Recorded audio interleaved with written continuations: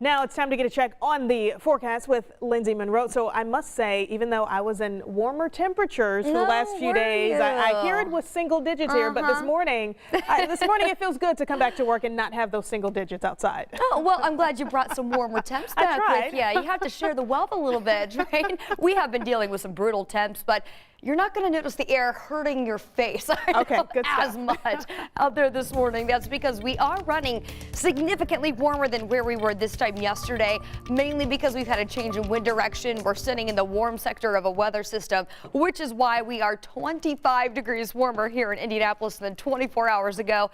Greencastle is up by 23 degrees. We're already starting above freezing, and that is where we are going to stay for the rest of your morning. We'll go 35 degrees at 8 a.m., so still going to need those winter coats for the kids out at the bus stops and as you make that morning commute, but we are going to warm things up nicely today. We'll go 37, thawing out by 10 a.m., 40 by noon, and then up to 44 by 2 p.m. with a mix of sun and clouds, and then we eventually look for highs in the mid to upper 40s. And if you're lucky enough to be down in Bedford today, you're going to potentially see the low 50s. We've got 49 in Bloomington, 48 in Greencastle, 46 here in Indianapolis, and even Muncie up to around 44 degrees for today. So it's going to feel nice for most of us throughout central Indiana, especially for this time of year. As we head into the evening tonight, we'll keep the clouds going as the sun sets at 5:42. Temperatures will drop from the mid down into the lower 40s, so we're set to stay mild even into the evening tonight because of that southerly wind flow.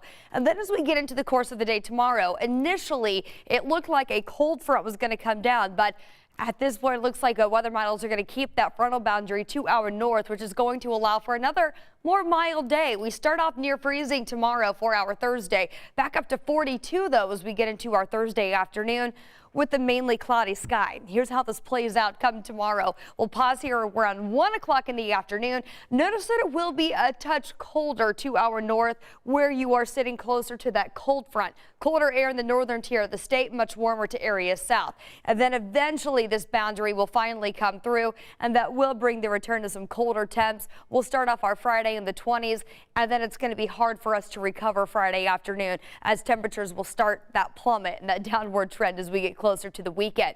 We've got a pretty wild weather system that's set up for us as we head into Saturday. Check this out. It looks like a bulk of the snowfall is going to be just to our west. Could see a few flurries, light snow showers by Saturday morning in the southwestern part of the state. And then as we get into Sunday, the system's going to track to the east. It really depends on how far south and how far east the system stays. This particular weather model brings that chance of some snow back in during the second half of the day on Sunday. Other weather models keep us completely dry. So it's going to be a waiting game and watching how these resolutions come out as we head into the weekend, as how much snow we could possibly see both Saturday and Sunday. Here's what I can guarantee. It will be much colder. 28 on Saturday, 31 Sunday, and we keep highs in the 30s heading into next weekend.